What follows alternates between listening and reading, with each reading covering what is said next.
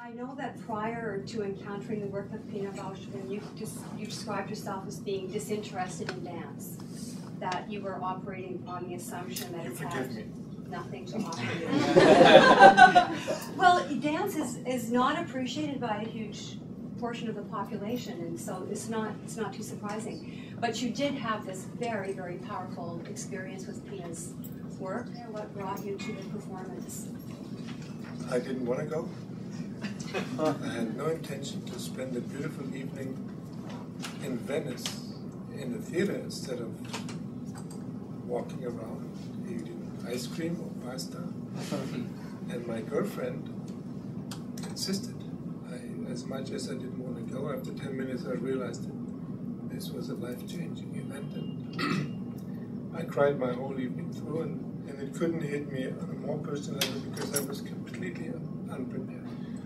I met her in a little cafe right next to the Venetian Theater, and we talked for 10 minutes. I shouldn't say we talked because she didn't talk. I talked.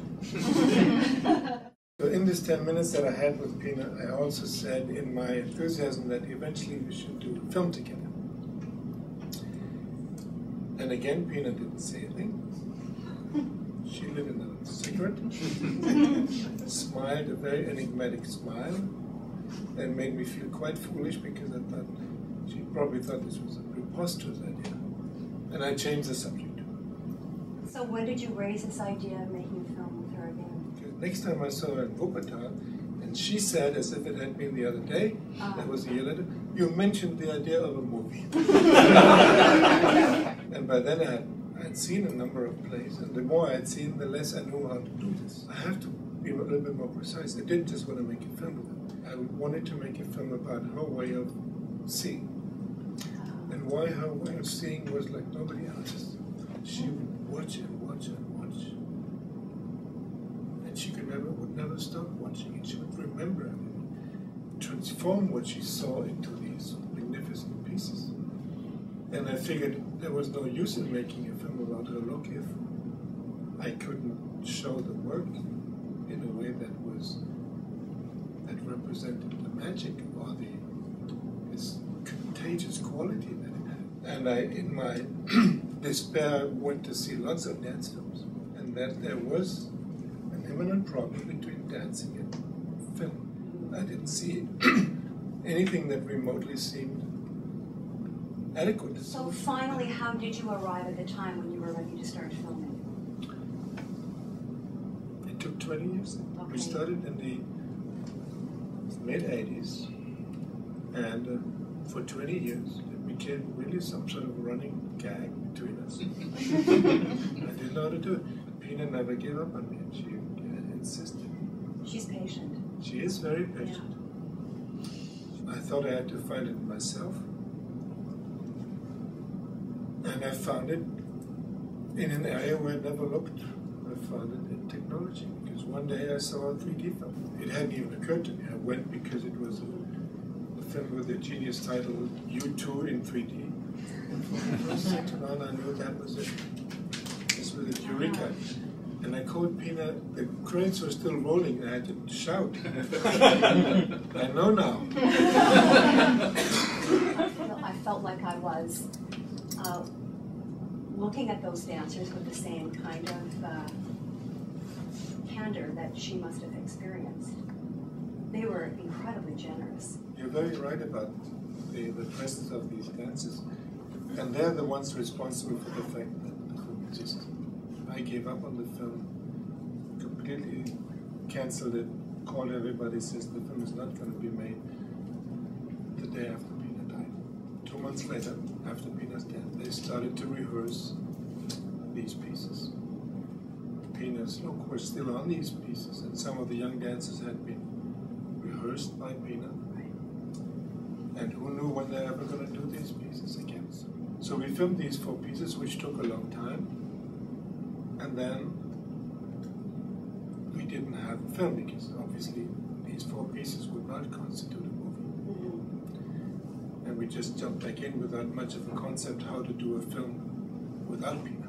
Because I had gotten to know these dancers so well by then. They'd worked for weeks and weeks together, that I realized that they were my only asset. And the only way to finish the film was I had to adopt Pina's own methods. She would rehearse for weeks and months with the dancers, and she would not give them stuff to dance or show them stuff. She would ask them questions. And the questions were around the subject that the piece had, and the questions would be very personal, intimate questions, or also general questions, and the dancers could not answer them with words, language, but only with dance. I adopted Pina's method, and I asked the dancers questions about Pina. I see. About Pina's eyes, about what Pina had seen in them, what was the best that she had brought out in everybody. And again, they were not able to, or not allowed to answer other than with dance. And as I'm not a choreographer, I asked them to not answer with something improvised, but with something out of their relationship with Pina. Either something from a piece, where they felt that each of them had been closest to Pina, or something they had rehearsed together with her, because there were hundreds of hours that never ended up in a piece. And for each and every one of them, I tried to find one place that would bring out that answer in the best possible way. Really, there was no plan. I can't think there was no big plan. We went into this from one day to another.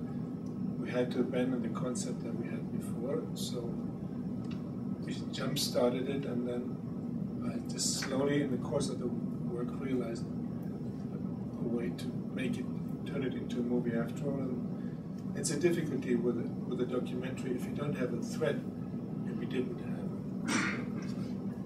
it. To find the thread and to then find a way that it emotionally and mentally makes sense into Colombia. I can't ask you any more questions because I need to offer the opportunity for people here. What was it specifically about 3D that solved the problem you had? On a two-dimensional screen, on any TV screen or movie screen so far, you have a flat image, and the person sitting in front of you turns into a flat image like anything else, like any landscape. In front of a 3D camera, all of a sudden you have the volume. That was a different way to enter into the very realm of dances. Space is their kingdom. And all of a sudden, I wasn't just from outside looking at that kingdom, but I was in that kingdom. Contemporary dance can sometimes be a hard sell. Was it hard for you to obtain financing for the film? It was difficult because most of the financing partners had only one question: can we also see it normally? Because nobody believed in 3D. That was a year before Avatar came out. I was happy because it changed our standing. And all of a sudden, theaters were starting to put in the equipment. And all of a sudden, it looked like we could even have theatrical distribution. Because until then, it was more or less a pipe dream. You could count on one hand the amount of theaters that could show a 3D film in Germany in 2008. Will you be filming future films in 3D? John, my producer, is very scared of my answer because he knows it by now that I can't go back. 3D is the ideal thing for a documentary. And I'm very much hoping that a lot of young filmmakers, documentary makers and students will pick up this new art form and show these guys in the big studios that it's useful, not just a tool of breaking in the money. Presumably you've seen dance before. And what was it about what you saw in Venice that just blew you away?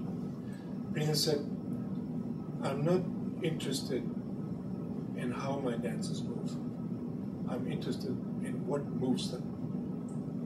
And that is in a nutshell the reversal and the revolution that she brought about. And I was so touched when I first saw his first pieces by Pina that night, because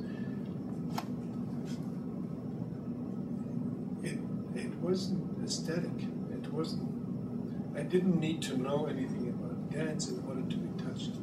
This was life itself that was on the stage and was reduced to a language that I could follow and speak.